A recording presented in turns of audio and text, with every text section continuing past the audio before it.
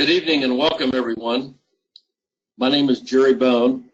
I'm a farmer and cattle producer from South Central Kansas. I'm also serving this year as the Vice President of the National Cattlemen's Beef Association. I'm pleased to welcome you tonight to the webinar focused on winter supplementation for your cattle herd. We are proud to be working with several industry-leading nutritionists to bring you the latest on this topic. As a participant, your line will be muted, but feel free to type in questions in the question box on your screen during the webinar.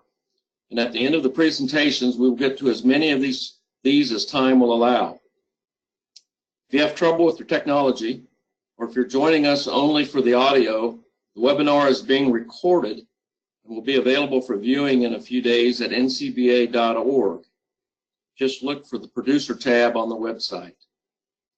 The webinar tonight will feature Dr. Eric Bailey, Assistant Professor at the University of Missouri, Dr. Mary Drewnoski, Beef Systems Specialist at the University of Nebraska in Lincoln, and Dr. Tryon Wickersham, Associate Professor at Texas A&M University, and he'll be starting our webinar off tonight. So Dr. Wickersham, the floor is now yours.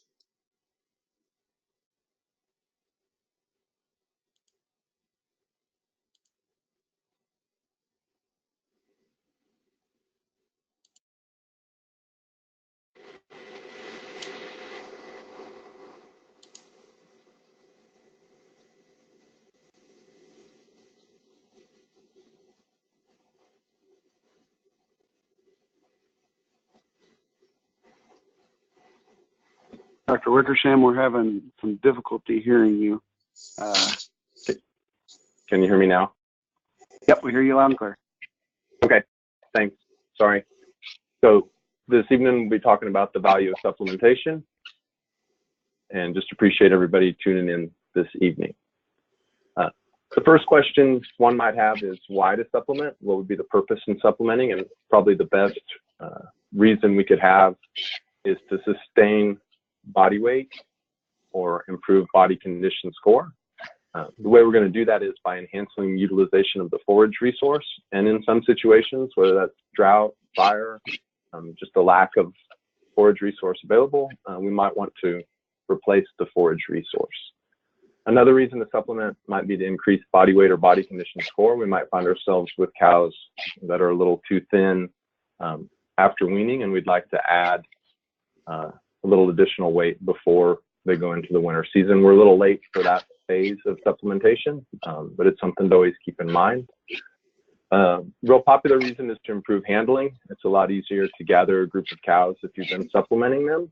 The last two reasons are probably more common than we'd like to admit. Sometimes we supplement just because it's winter, it's spring, it's fall, it's whatever day we've happened to supplement for history. That might be when grandpa decided to supplement, or dad.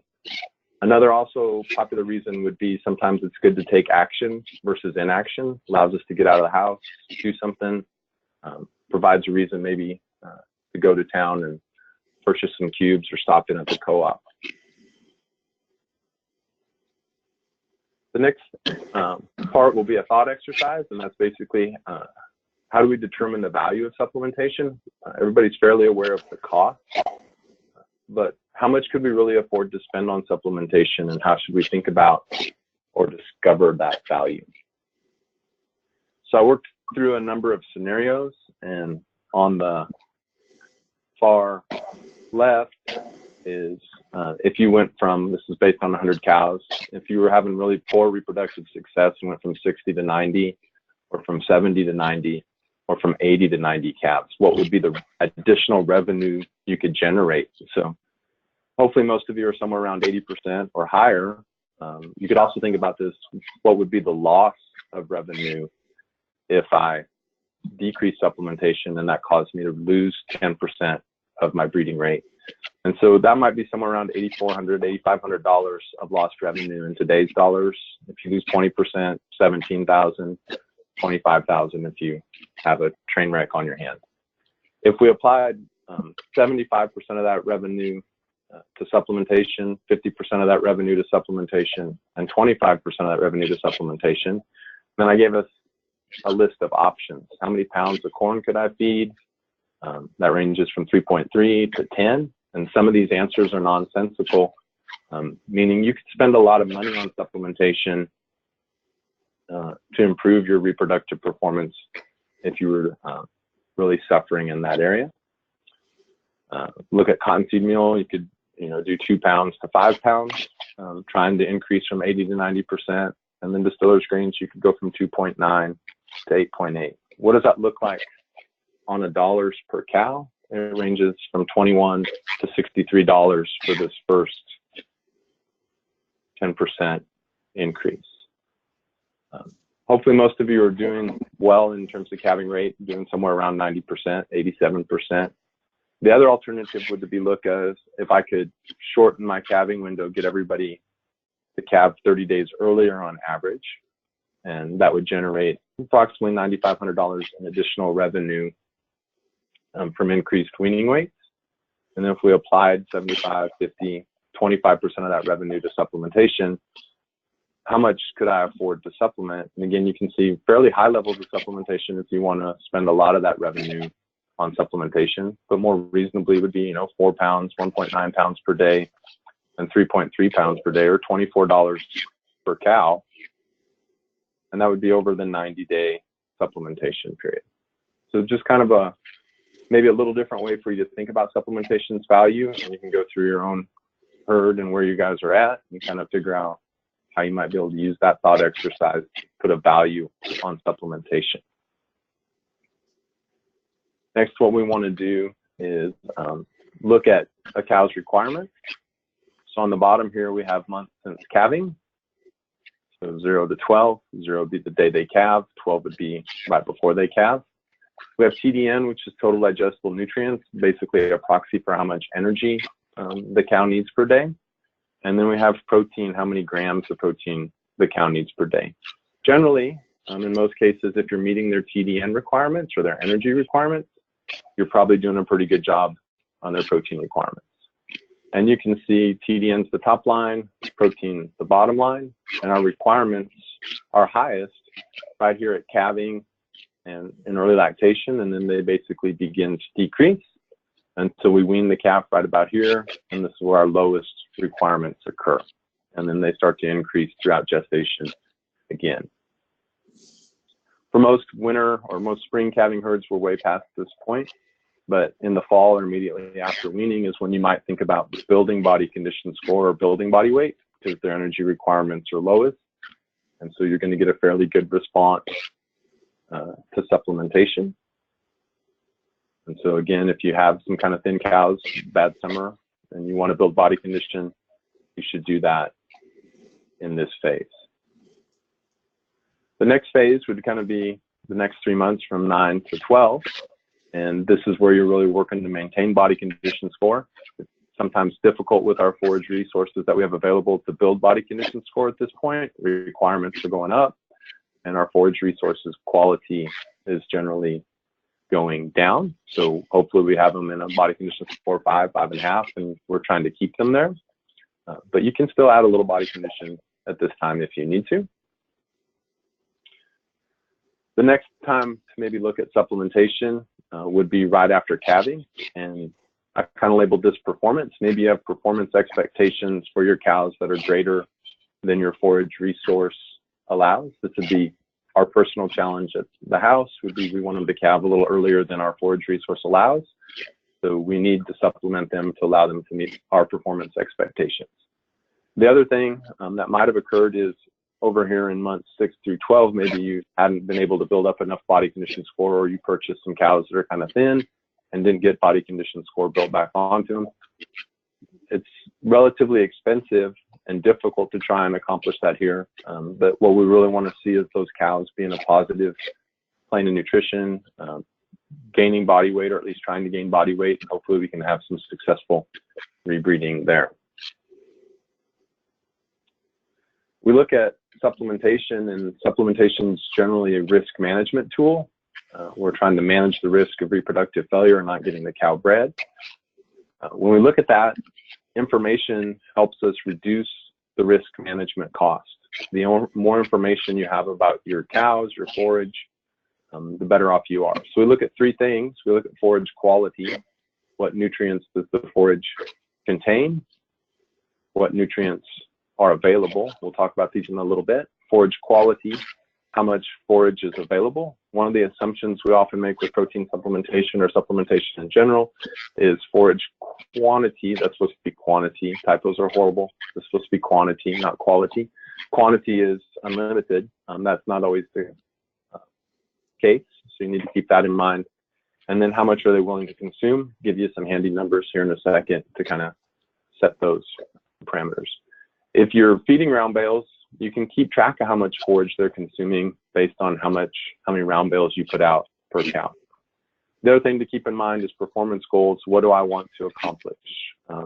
And how close is my calving to peak forage quality?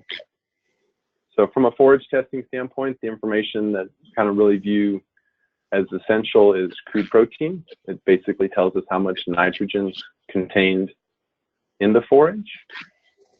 It does not indicate the value of the protein. So it doesn't tell you how degradable it is. It doesn't tell you the amino acid profile. It's just a rough number of how much protein the forage contains. So we'll talk about that a little bit more in a second. Total digestible nutrients, again, is an indicator of energy. It's relatively difficult to measure, but if you send in a forage sample, whether that's a hay sample or a sample that you went out and clipped from your range, you can get them to estimate TDN through in vitro procedures or ADF calculations, but work with your forage testing lab to get some kind of indicator of the energy content, preferably TDN. That way you could use the graphs presented earlier in this presentation. It's going to be a little expensive to get a TDN number. The other thing you can do if you don't want to spend the money is look at historical data for your region, for the forage resource you have available, whether that's hay or grazed grass. So sometimes historical data is the best we can do and definitely better than no information whatsoever. We look at protein. This is relatively old information, but sometimes that's the best and most valuable information. And so if you look at your forage crude protein content, we expect it to range somewhere between 3 or 4% and on the top 20%. And you look at dry matter intake, and as forage crude protein goes up in the grass or the hay you're intake. And that's going to be important because the more they eat, the more TDN they're getting into their body, the more energy they're getting into the body, the more protein they have as well. And so they're going to do a better job of meeting their protein requirement.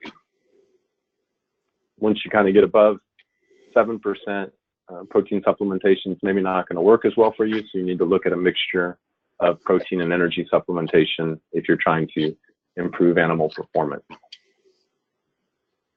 Okay. Again, a little older information, but in terms of helping you make decisions on how your cows are performing or what they're up to, this is really handy. So we have 3 types of forage: low quality forage less than 7% crude protein. And then we look at 3 scenarios: no supplement, protein supplement, and then an energy supplement. We have medium quality forage, 7 to 11% crude protein, same supplementation scenarios. High quality forage, greater than 12% crude protein, same supplementation scenarios. Generally with low quality forage, we're going to want to supplement protein. And you can see we get a pretty substantial increase in intake of that low quality forage with protein supplementation. Another thing to keep in mind is if they're lactating, they're generally going to eat more than a non-lactating female.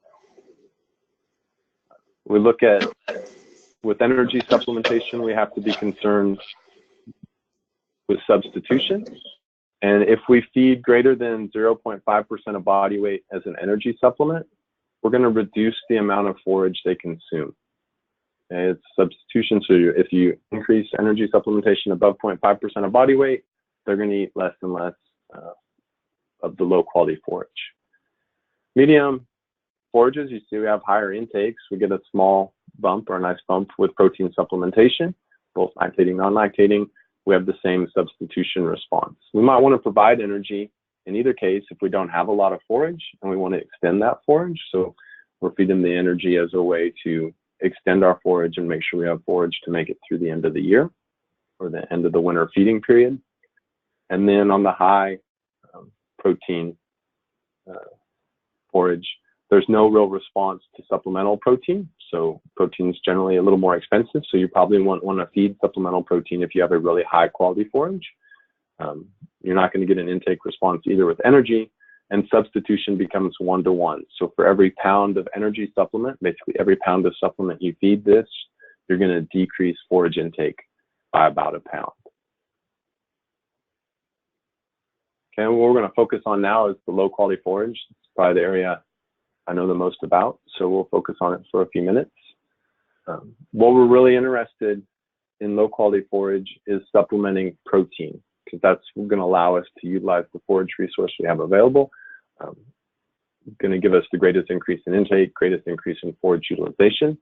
We're particularly interested in supplementing the degradable fraction of protein. So protein is divided into two pools, degradable intake and undegradable intake protein. You might hear of it as rumen degradable protein, rumen undegradable protein, but the DIP fraction is the fraction that's available to the ruminal microbes to do their job, and that's ferment and utilize the forage. And as we provide more degradable intake protein, so as we move from almost 0 up to about 4 in this particular study, we see a pretty major increase, almost doubling, more than doubling the intake of total digestible organic matter. Another way to think of total digestible organic matter would be TDN. So with a relatively low quality forage, protein supplementation can double the utilization or the intake of energy by those cows.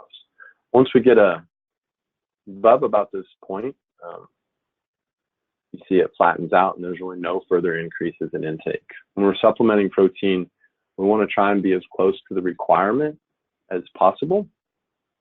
And the way to do that is get a forage test on your forage and then look at how much you anticipate your cows to eat and provide the DIP required.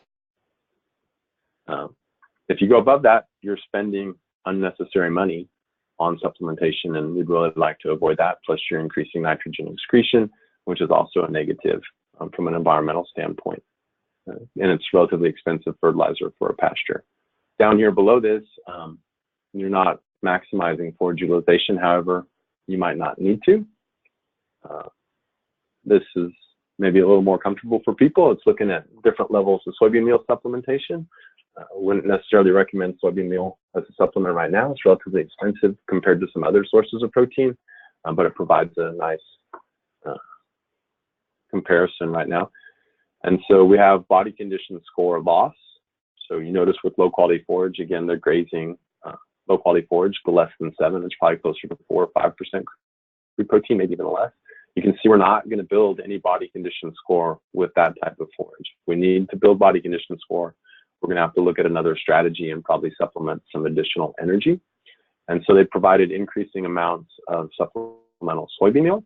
And as you can see, at the lowest level of supplementation, they didn't do 0 because that probably would have been catastrophic failure in terms of future reproductive success. But a fairly low level of supplementation, 1,000 pound cow, 0.1% would be like 1 pound a day. And so we see a fairly good increase in body condition, or not increase, prevention of body condition loss up to about 0.3% of body weight per day. And then it flattens out. We're not really going to be able to add body condition score with this forage resource. And that's kind of our maximum response. So again, supplementation, the more information you get in terms of forage quality, what nutrients it contains, the better. Forage quantity, how much do you have available, or how much are they eating? If you're feeding round bales, it's imperative that you keep track of how much they're eating, because that gives you real information that you can apply to determine their energy intake. And then what are your performance goals? And if you're consistently not meeting your performance goals, maybe you need to supplement more or adjust your performance goals to meet the forage resource you have available. With that, I'll turn the program over to Dr. Drewnoski. Thank you very much. Okay, so Dr. Wickersham did a great job of providing an introduction on supplementation. I'm going to talk about a specific resource that's available in the Midwest, corn residue, as a forage resource that a lot of people think of as low quality and also readily available. So the first thing as we get into this is getting some numbers in your head. So I just put down TDN for mid-gestation, which right now we're probably past that, as Dr. Wickersham mentioned. Most people are closing in on late gestation now, but you can see mid-gestation, low TDN requirement 44. We get into late gestation, it comes up a bit. We're about 54. Do have protein on here for our cows most of the time, as long as we provide enough ruminally degradable protein in the gestation period. It doesn't matter the source as much. We can meet those needs. So in this case, crude protein works fine. So 6.2% crude protein in mid-gestation, and that bumps up to about 8.5. Those are targets to meet the cow's requirement and help that fetus grow. So what does residue look like? Well, residue is not homogeneous. There's a lot of different plant parts in there, so we need to think about what's available to those animals. So I have on here the different plant parts that may be in your residue. Corn grain, if you have any down corn, usually nowadays we're less than a bushel an acre in many situations, but that's still 56 pounds an acre. That's not too bad. Husk, leaf, cob, and stem. And the thing I really want to point out here is, remember that 54 for late gestation? Husk is a very good source of TDN. It's 59 to 60 TDN. I mean, that's as good as medium quality hay, even on the higher end there. And leaf is also decent. It's more like a lower quality hay. It's somewhere around 43 to 45 TDN, and that's the majority of what cattle eat when they're out on corn residue. They eat any down grain, they eat husk, and they eat leaf. So this is kind of what they have access to. Now, if we look at the protein content, that's where it gets a little more intriguing. The grain's actually the highest protein out there as well. It's somewhere, 9% on average. That varies from field to field. The husk is really quite low in protein, somewhere around 3 up to 4% crude protein. And the leaf is actually a bit better in protein, somewhere around 6. So we're in those low numbers for protein relative to requirements. Remember, mid-gestation, we were at 6. In our late gestation, we're somewhere around 4. So as you can see, we can get into some low protein contents with corn residue, but we can have some fairly high TDN values. Now, here's the thing to keep in mind, and that is that if you think about the amount of residue that's out there, the majority of it is stem. And stem is very lowly digestible and very unpalatable. They don't want to eat it. So while there's a lot of residue out there, there's a lot of residue that you really shouldn't think of as a feed resource. So if you put cob and stem and set those aside and say, we're not going to force cattle to eat that, that's 60% of the residue. So we're focusing on this 40%, this husk, which makes up about 10%, and the leaf, which makes up about 30%. And that's the part we want to think about those cattle eating. So remember, this higher energy stuff, the more palatable stuff, and also has a little bit more protein, at least the leaf does. So I have a picture here. There's a line through the middle, if you can see that fence. And there's ungrazed versus grazed. This is 200 bushel corn, and this is grazed to our recommended rate, which some of you are going to be looking at and thinking, wow, that's not grazed very hard. What you'll notice is there's a bit of bare ground, but you won't see any husk. See, there's husk here, there's some husk here, There's a bit of husk here, and I can't see any on this side. So essentially, what we see is that cattle select the grain first, and then they work on the husk and leaf next. And if you continue to force them, they will start getting into actually starting to eat some of the cob as well. So this is actually a graph of in vitro digestibility, but just think about this as TDN.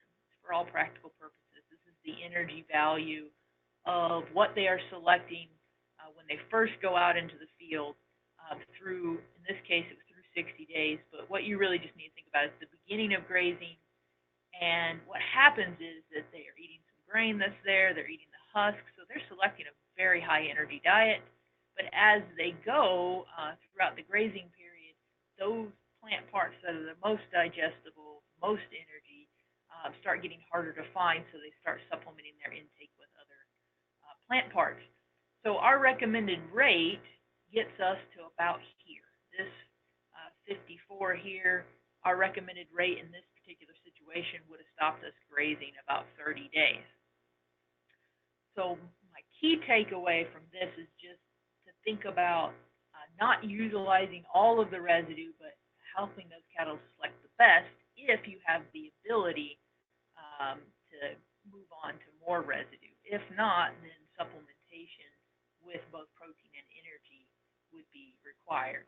Okay, so what's that recommended rate look like? So if we think about the recommended rate for every 100 bushels of corn that's out in the field, you can graze a cow for a month, essentially. So how would you calculate that if you have X number of acres and X number of cows and you know the corn yield?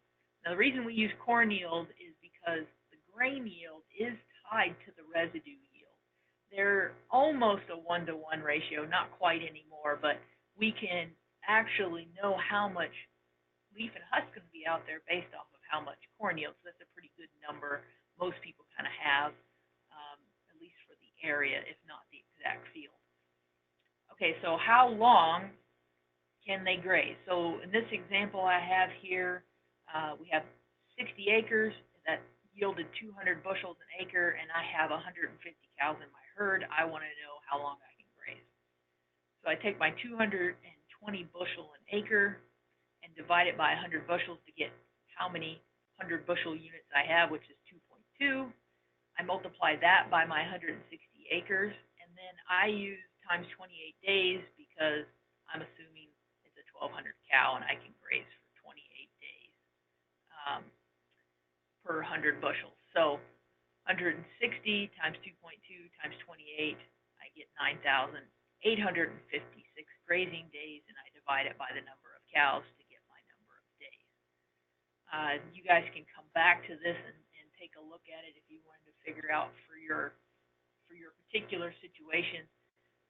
But I do find that a lot of times, a lot of people are either under grazing. I hear a lot of people who move on when there's no more corn, and I hear a lot of people who graze a lot longer, and they start using protein supplementation to try to help those cattle out. One of our questions was, do we really need to be providing protein? Based off of the recommendations, we would say yes.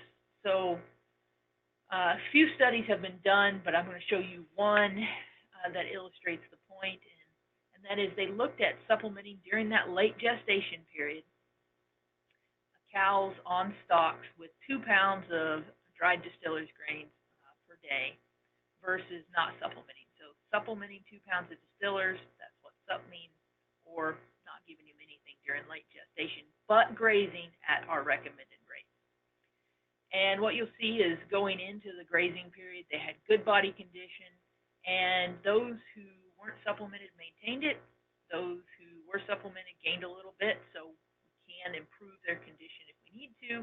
But because they were in good condition going in, and they maintained it through into February, we didn't have any differences in our pregnancy rates, calf birth weights, calf weaning weights, and we even looked at fetal programming effects. So looked at the heifer progeny of those cows to see if it affected anything related to their performance post-weaning, their ability to obtain puberty, their age of puberty, and pregnancy rates. And again, we really didn't see anything. So our take home was that with corn residue, we didn't need to provide supplemental protein if we graze at our recommended rates. Those cattle are able to handle that lower protein system because they have a bit higher feed value in terms of TDN. We see completely different situation if we're grazing range, and in fact we do see effects in terms of fetal programming. So with dormant range, a lot of times we do recommend providing a little bit of supplemental protein to improve, especially we see an improvement in weaning weight for those calves, which is really interesting. I did want to just show you here, a lot of times people will rent out their stocks on a per acre basis, and as you know now, the yield affects how many days you can graze. And so what's interesting is that the per acre basis doesn't really align with the yield. So we get anywhere from $10 to $20 an acre, and I just kind of wanted to give you an idea of the cost of that residue. Essentially, corn residue grazing in the Midwest is a very cheap way to overwinter cattle, especially now that I just showed you mature cows, 3 years and up, we don't have to supplement them. What about bred heifers? They're a little bit different story. We do need to supplement them. They have about 10 to 15% greater requirement than our cows do, and if we need them to gain between a third and to 1 pound, depending on how heavy they are, we're going to need to be supplementing 2 to 3 pounds of dried distillers or the equivalent in modified distillers. I use distillers here because unlike Texas and Nebraska, protein's actually not super expensive, and in fact, distillers grains can often be a cheap source of both protein and energy. And so late gestation, we got to bump that up a bit, essentially doubling the rate if we're in late gestation for those bred heifers. As I mentioned, distillers is often for us very cost-effective protein source at 30% protein, which is also high in RUP. What that means is that it's a good source for growing calves. It would be a good source for those bred heifers who are also putting on growth. But it's also very high in TDN, and a lot of times people underestimate the energy value of distillers. So for us, oftentimes it's also even cost-effective compared to corn as an energy source. Did want to show you for calves, if you did want to retain replacement heifers and put them on corn residue, we can achieve the rates of gain we need to for replacement heifers. You know, if you're targeting a pound a day, you need to be supplementing about 0.3% body weight of distillers grains. And for those of you who don't think in percentages of body weight, which I don't, that on this graph would be for a pound a day, it'd be about 2 pounds of dried distillers. And then, of course, modified would be greater because you got to account for the water. So looking at supplementation of weaned calves, I sometimes get people who look at the price of corn and they think it's cheap, and so they want to use it. They may use corn plus either try to use a tub or some form of urea. Just kind of wanted to show you the idea of what the value of RUP is for a growing calf. And so I have on here corn plus urea at 5%, or dried distillers grains, and essentially we fed them the supplements to achieve the same amount of TDN, but they did have different amounts of protein. And corn, of course, didn't provide as much protein as the corn plus urea treatment or the distillers treatment, but you see we did balance crude protein for the corn urea and the distillers. So what would you expect the gains to be? Well, the first note here is if you put 500-pound, 600-pound calf out on corn residue and don't feed them, they're not going to gain weight, they're going to lose weight. The other one is providing some energy only helps a little bit. So the corn did improve our performance a bit, but look at what happened with the distillers group. 1.3 pounds a day because I fed them essentially 3 pounds of distillers. I gave the same amount of protein from the urea, but I didn't get the same gains. And that's the difference in ruminally degradable protein versus bypass protein in this growing calf system. We needed more true amino acids getting to the calf itself, and that's what the distillers provides for you. So we can't just price them as Dr. Wickersham kind of alluded to with the idea that crude protein doesn't tell you everything you need to know about protein. We can't price for growing calves just on a crude protein basis. We have to think about the value of bypass protein. Okay, one last thing, just in case you either have fall calving cows or you're still on stocks during calving, and I do see some people that do that. Look at the difference in TDN requirements for early lactation. As Dr. Wickersham mentioned, it really increases, and so we do need to provide supplement, both protein and energy, if you're going to still be on stocks in early lactation. And for the peak lactation, we're somewhere around 7 pounds of dry matter of distillers that would be required. That still can be fairly cheap if we're somewhere around 50 cents for the stocks, and now we've got to feed distillers, and prices vary, of course, but at 150 a ton, that'd only be another 50 cents a day. That's a pretty good way to feed a cow. We often get questions on fall calving cows. Should I decrease how much I'm supplementing as we move into mid-lactation? Don't really know the answer. We do know that calves increase their consumption as they get older, and so providing some of that distillers and allowing those calves to eat it's useful. We also know that as you're going through the grazing period, the energy is declining in the residue. So I don't know how much we should decrease it. I can tell you mid-lactation, feeding 5 pounds of distillers, we do see body condition score losses in cows. And so I would say that we probably shouldn't be decreasing it very much into mid-lactation. I also have to wonder if creep feeding in this situation doesn't make some sense. It's one of the few times where it might, because that forage is pretty low protein, and so providing those calves a little extra might be beneficial. Last couple comments would be those amounts of supplements that I talked about is feeding in a bunk. And if you're feeding on the ground, we can see significant losses, especially with dried distillers. In this particular study, it was a sub-irrigated meadow, but they showed that they were having 40% waste with the dried distillers. It's a lot less with wet and modified distillers, somewhere between 10 to 16% with wet and modified, but you do need to account for that. You would need to feed that much more to get the same amount as what I was talking about into the animal. So it's just something to think about. Do you feed in a bunk or do you feed on the ground? I know a lot of people hate moving bunks around, but how much does it cost you in waste by feeding on the ground?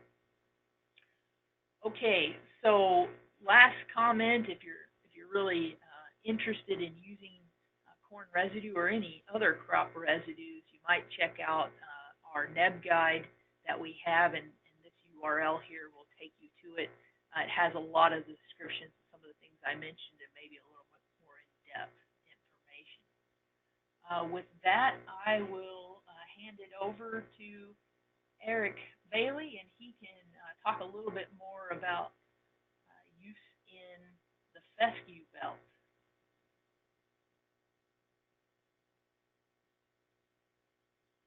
All right, thanks, Dr. Drewnoski. Thank you all for listening in tonight. I'm going to take a little different path, considering that I'm going to be dealing with a very different forage resource than either Drs. Wickersham or Drewnoski talked about. So my area of focus is primarily tall fescue and in the fescue belt.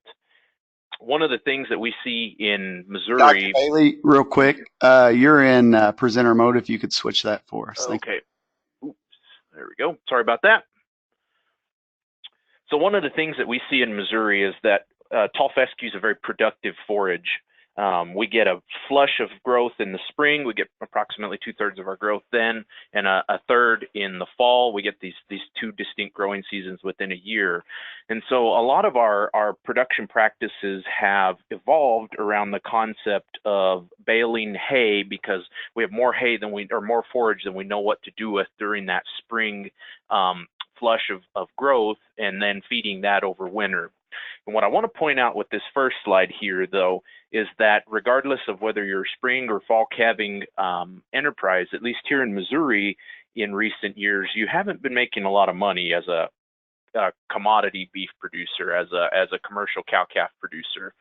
And our three largest expenses are tied particularly around our nutritional programs. You can see here I've got the three largest operating costs listed: pasture, hay and forage, and machinery. And so what we're going to talk about today is a concept, an alternative supplementation strategy, where we actually attempt to stockpile some of this tall fescue and essentially defer our grazing of that into the wintertime, trying to offset some of those hay feeding costs.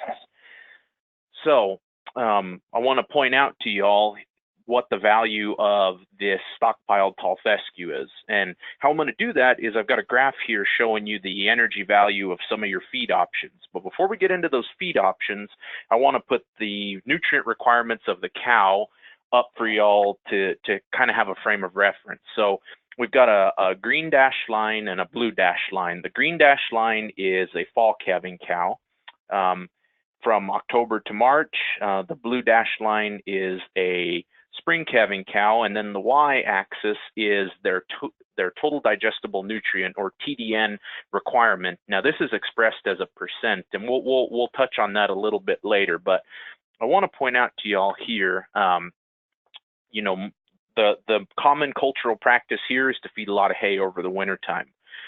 One of the challenges that we have with hay that we'll dive into a little further later on is that the hay quality is variable, and it's very difficult to ascertain without a laboratory analysis. So I plugged in here a TDN value of 55 for hay, but knowing that there is a lot of room on either side of that line for variation. Now, the point I'm trying to get across is that when we're wintering those spring calving cows and they're in their second trimester of gestation, we have weaned a calf off of them, the TDN requirements and the hay TDN content match up pretty nicely.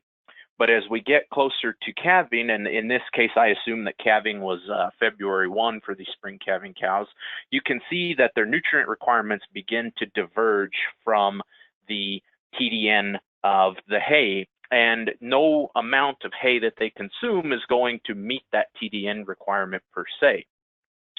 Now, fall calving is also a practice that's gaining in popularity, in particular in Missouri and in the Fescue belt. You know, in this case, we assume that those cows calve September 1, so they're going right through the heart of lactation and at peak nutrient requirements while they're trying to raise a calf. And on that hay, we're a long ways behind them in terms of energy content. And anytime that their requirements are above the content of the lines, that's a gap in their nutrients that we're going to have to, nutrient requirements that we're going to have to fill with supplement. Okay. Now let's put stockpiled tall fescue up here in regards to these other three lines. Okay.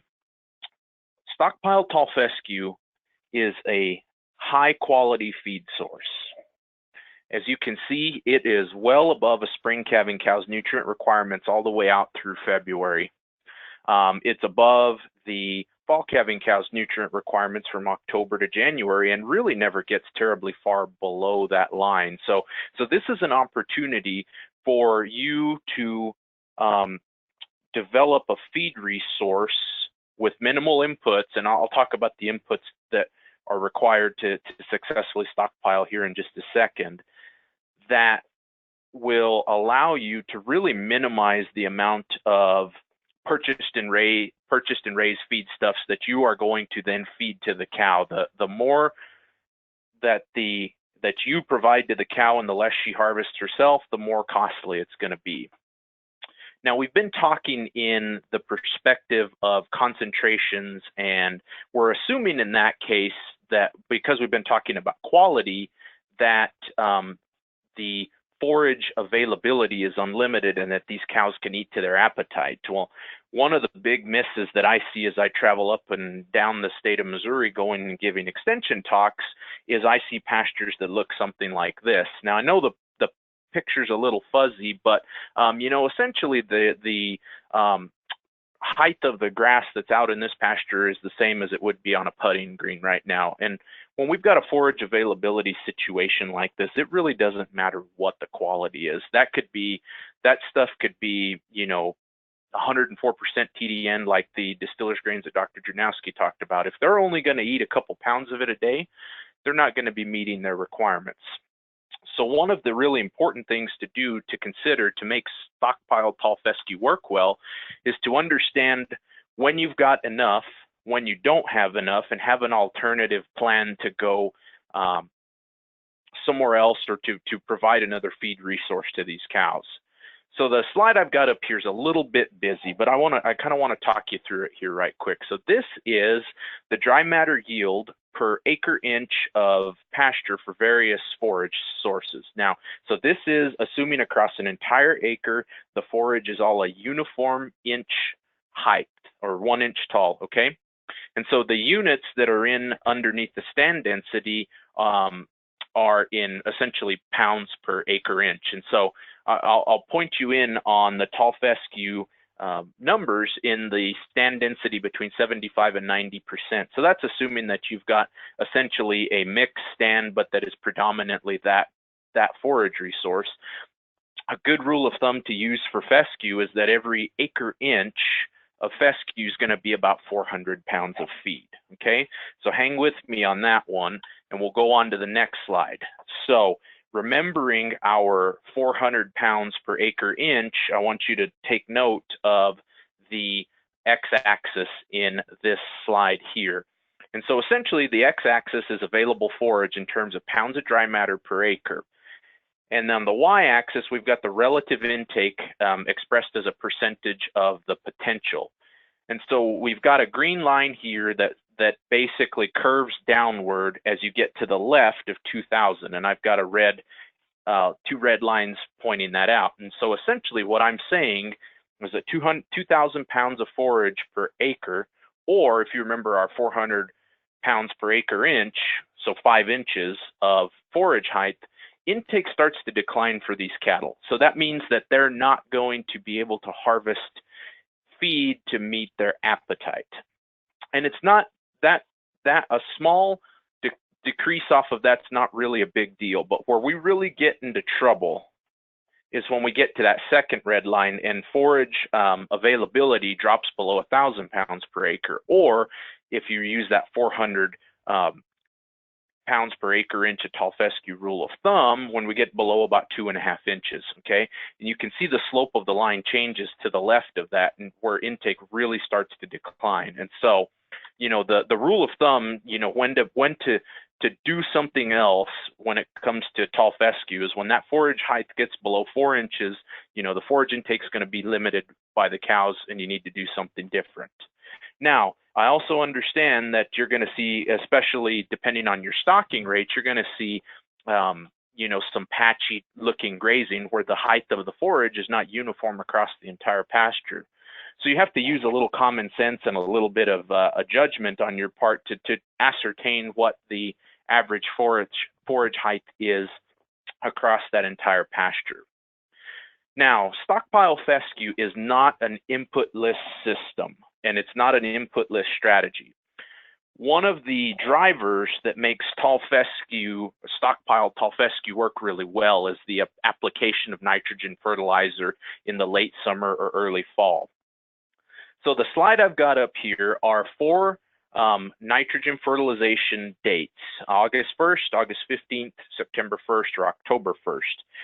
And the second column is the pounds of forage produced per pound of nitrogen added, okay? And so a pound of nitrogen per acre in this case would yield you an additional 27 pounds of tall fescue dry matter. If you apply it August 1, if you apply it August 15th, that's 25.8. If you apply it September 1st, that's 19. If you apply it October 1st, that's 10.8. And so this is a function, if you think about it, how long do you have to give that forage to grow and to be productive, you know, after that boost of nitrogen to the forage system? You know, we really run out of time when we get to October. If we're applying nitrogen, then we needed to have applied it earlier. And so I like to use a good rule of thumb here to go along with this. So you have to kind of follow my cowboy math.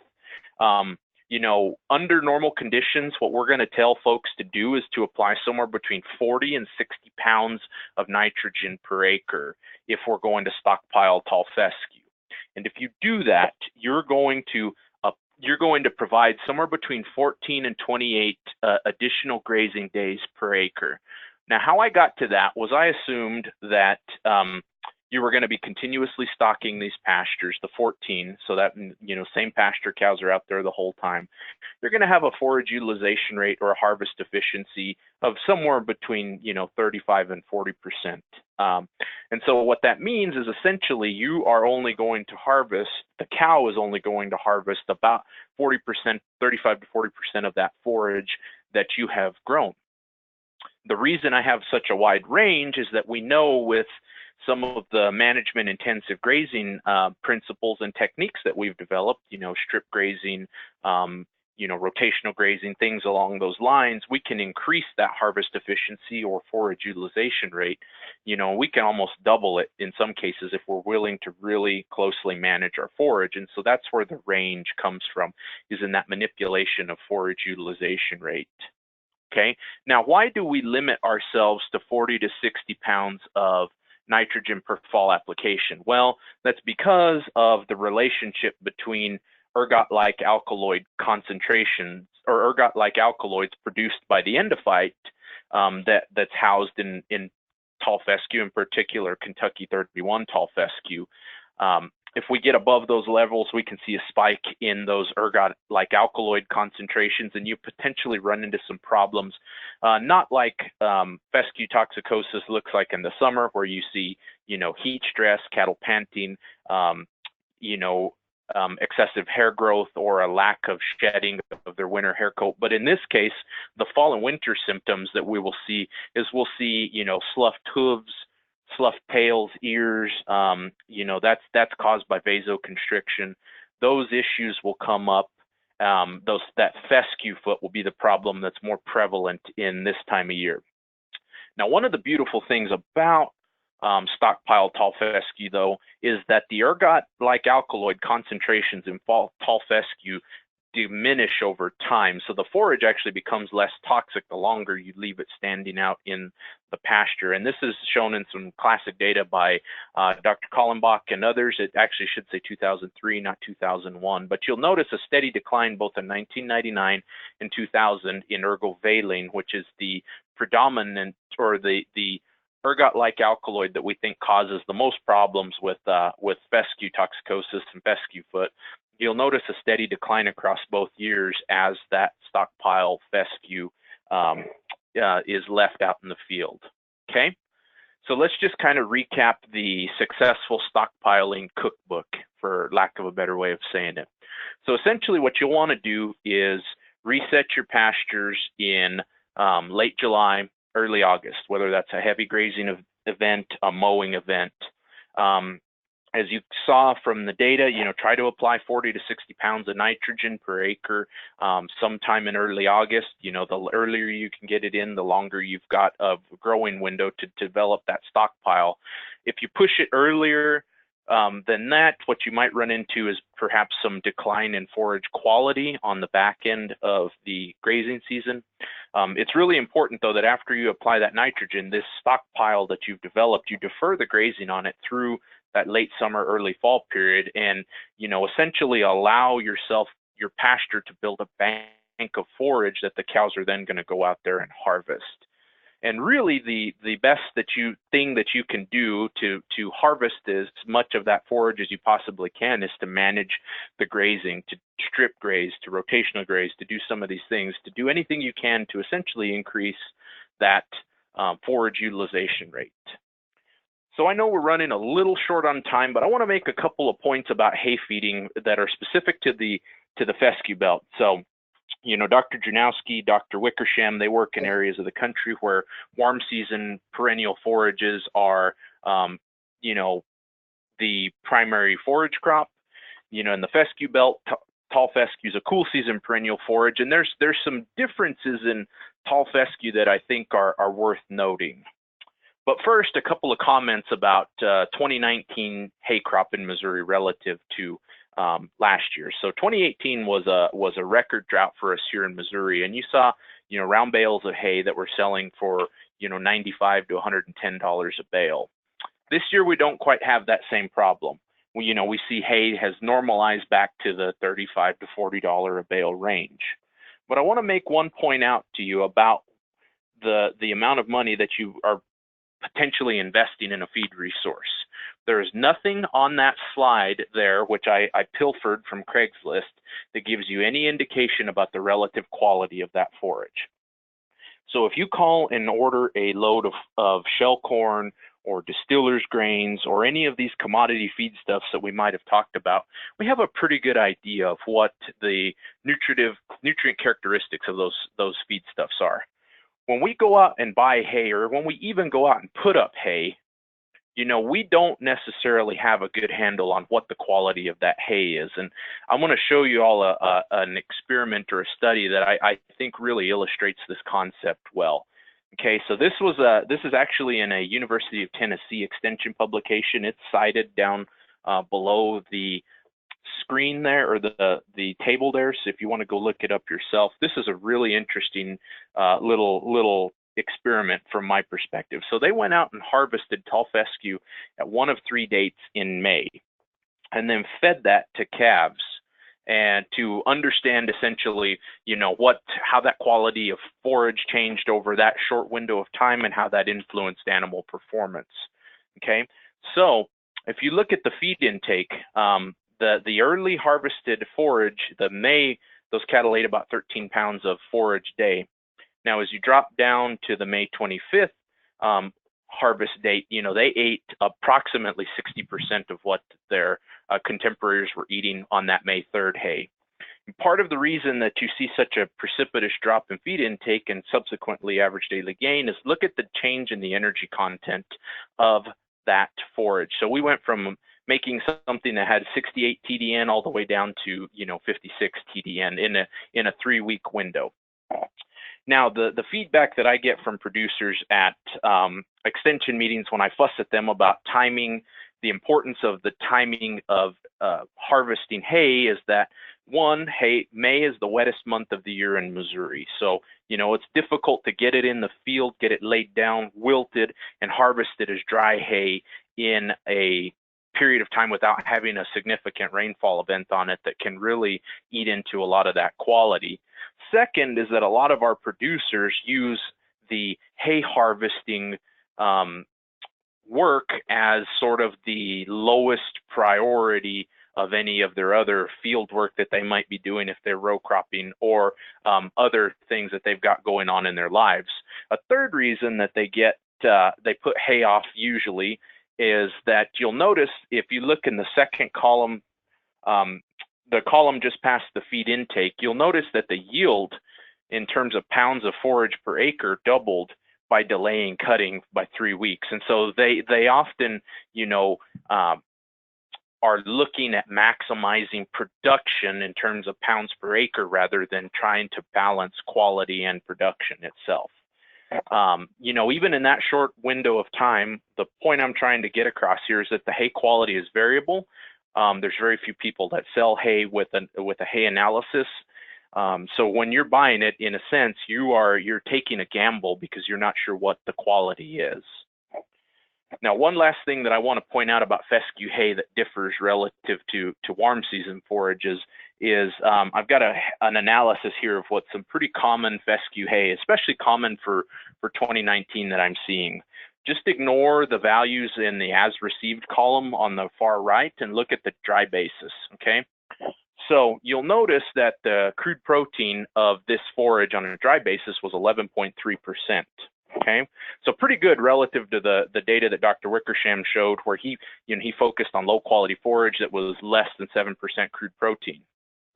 So fescue hay, even bad fescue hay, it's not common to see a significant deficiency in crude protein or in that realm. Where we often see our deficiency in fescue hay and cool season perennial hay is actually in the TDN content. You'll notice here that this fescue hay tested at 49.55% TDN. So that makes for a little bit different and more interesting route of supplementation needed for some of these fescue hays, because energy is often the limiting nutrient in this case. So thinking about how we can get more TDN into these animals, rather than trying to offset a limitation in forage intake by increasing the amount of crude protein in the animal's diet, we've kind of got to look at it a little differently. So I'll just wrap it up with my final thoughts. Stockpile fescue is a really high quality feed. If you're fall calving, I highly encourage you going that route and trying to utilize that resource just because of the quality. If you're reliant on hay, knowing the variability of the quality, in particular when you're harvesting fescue hay off of your farm or buying from a neighbor, something along those lines. I'm seeing some really poor hay across the state this year just due to a lot of the weather events that we had. We went from receiving 71% of average annual precipitation in 28 to receiving 154% to date this year. So we've made a lot of hay, but we've made a lot of poor quality hay. And just to kind of wrap it all up, feed costs for a cow-calf operation are often the largest expense. They're significant. My encouragement, regardless, bottom line, is to make the cow do as much of the work for you. So thanks. I appreciate the opportunity to get on and visit with you all tonight. I'll just wrap it up and I'll leave my contact info if anybody's interested, and turn the floor back over.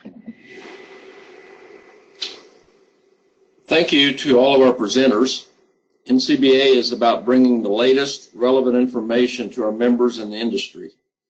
Each of our presenters has certainly helped us achieve that goal tonight. As we move into our question and answer session, I want to encourage you to consider joining us for the Cattlemen's College and the Cattle Industry Convention, the NCBA Trade Show in San Antonio, Texas, from February 4th to the 7th. Visit ncba.org for more information. Now let's get into your questions. Thank you again for participating in the webinar tonight. I'll hand it over to Jesse Fulton, our Director of Producer Education with NCBA, to moderate the question and answer session. Thank you, Jerry. Hopefully everyone can hear me pretty clearly.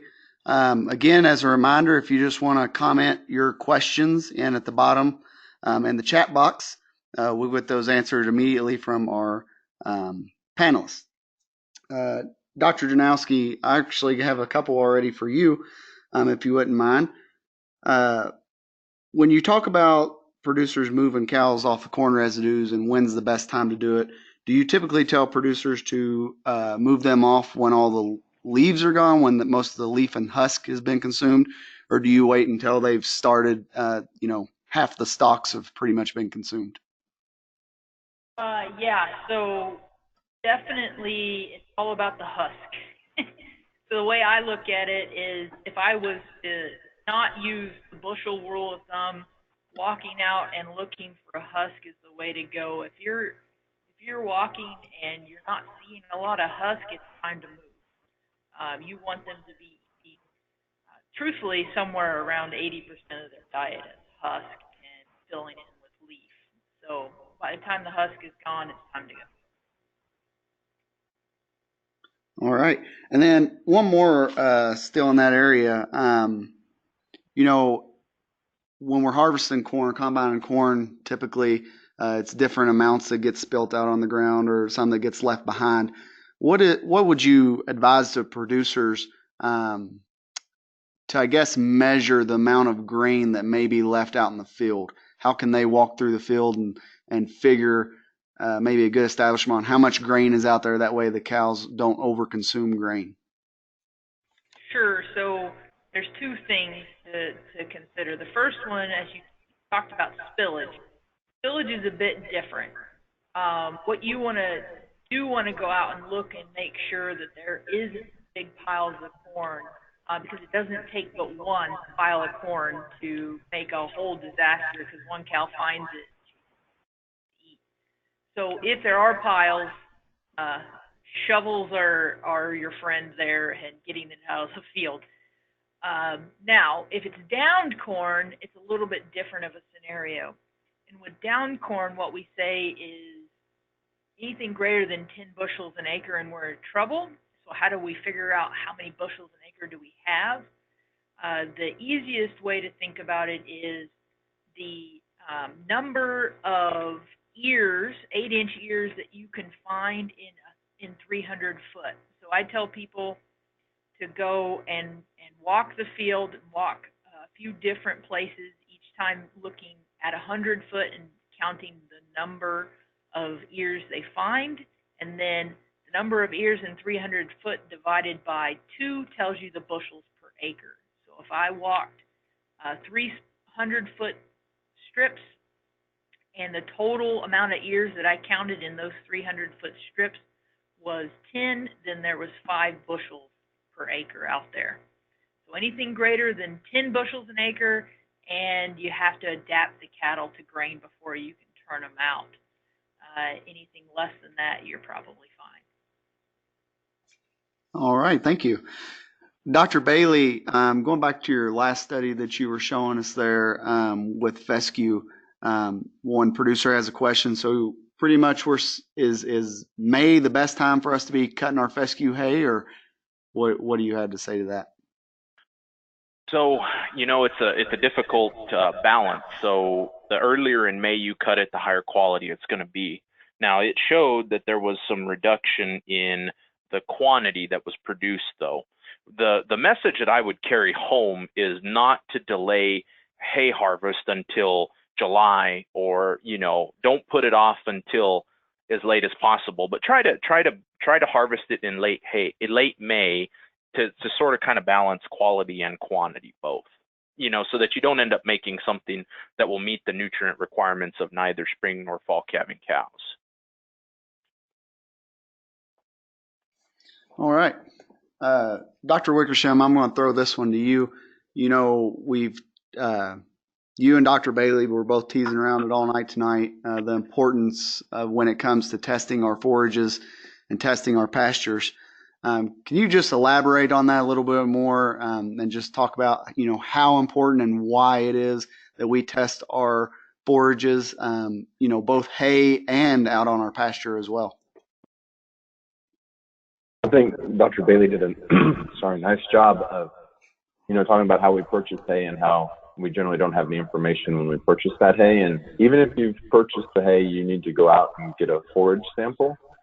And you can, at least in Texas, you can generally borrow a forage sampler probe from your extension office and go out and collect samples from each batch of hay you purchase or each lot of hay you purchase, and send it into a forage testing lab for protein and some measure of energy. And that way you can really sit down and determine what you're deficient in and make sure if you need to provide energy, you provide energy. If you need to provide protein, you provide protein, or hopefully you did a great job purchasing hay or producing your own hay and don't need to provide anything. Range is a lot harder to go out, or pasture is a lot harder to go out and sample. But I think, go out and try and clip what they're actually consuming. If they're not consuming a type of grass, don't clip that. Look at what they're eating, clip that. You can dry it on the dash of the pickup and send it in to get basically a good protein and energy value for that forage as well. But it has the potential to save you a lot of money with a little labor. All right. And when it comes to hay, we need to be probably not sampling just from, I I guess the best way to say this would be one cutting from the same field. We probably need to sample each cutting if we get multiple off of a field. Yeah, so the recommendation would be to sample each lot, each group of hay you're purchasing or producing. And then the other big thing is when you sample, like on a round bale or a square bale, make sure you sample through the end where the strings are or where the wrap is.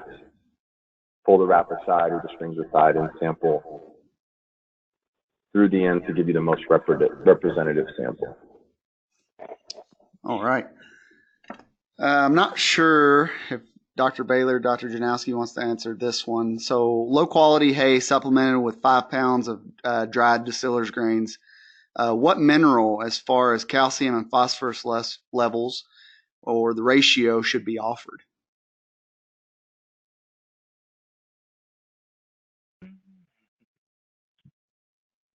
So that's a great question. I guess the first thing I would say is, okay, the producer's on the right track. If we feed a lot of distillers, we gotta provide more calcium.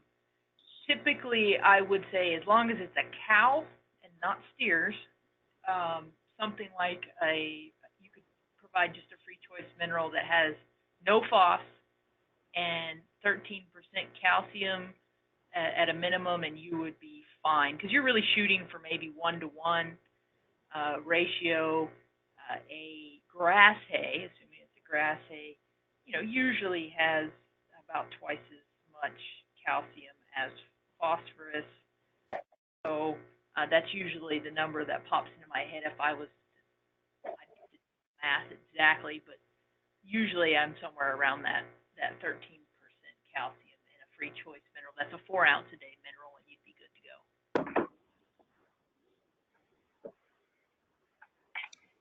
All right. And Dr. Drewnoski, to stick with you, when you were discussing your research study where they were feeding 2 to 3 pounds of distiller's grains, was that part of a TMR, or was there some kind of roughage in with that, or was you just feeding straight distillers to those animals? To the cows on Yes, ma'am. stock, it was just straight distillers. Okay. All So right. 2 pounds of dried distiller's grain with nothing added. All right. Well, it looks like that's all the time we have now for questions. If we didn't get to some of your questions, we can definitely get those sent on to our presenters. I'd like to thank our presenters for getting on with us tonight. We greatly appreciate you taking time out of your busy schedules to provide us the content and the information that you gave us tonight. Greatly appreciate it, and thank you, and you all have a great night.